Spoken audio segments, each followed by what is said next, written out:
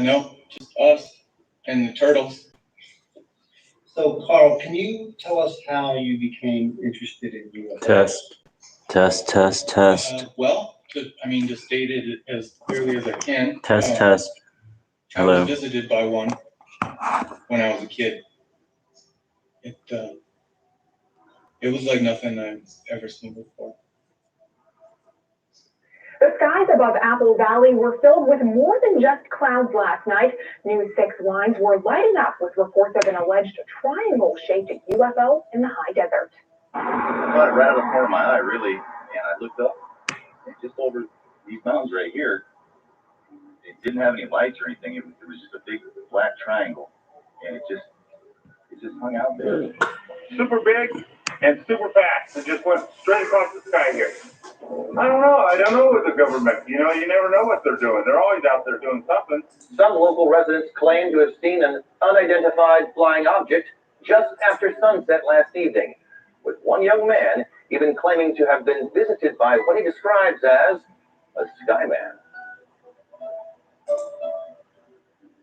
So this is where I keep most of my stuff. Gina hates to come out here. Says I'm a pack rat. I'll find something that's broken and bring it back here and fix it.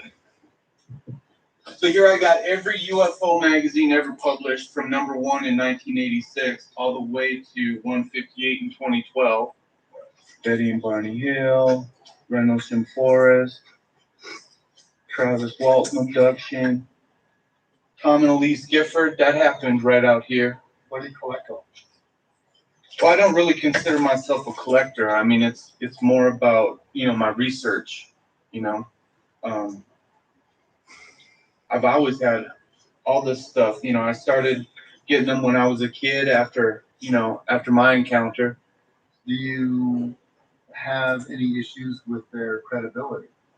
Oh, sure. I mean, yeah. 90% of this stuff is BS, but there's truth in the inconsistencies. You can find anything if you know how to dissect the information.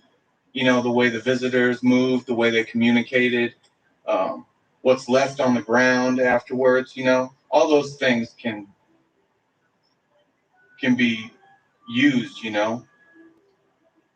Help you figure things out, make you see things more clearly.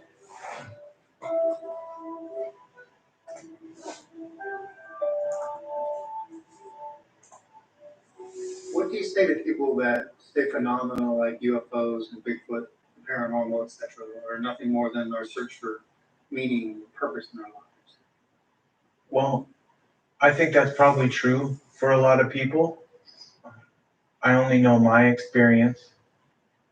What I experience it's as real as us having this conversation. So I know what happened to me.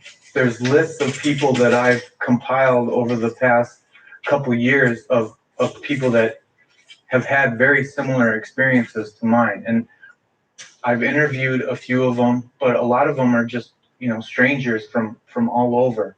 A number of years ago, I went through hypnotherapy. That's when things started to become clear.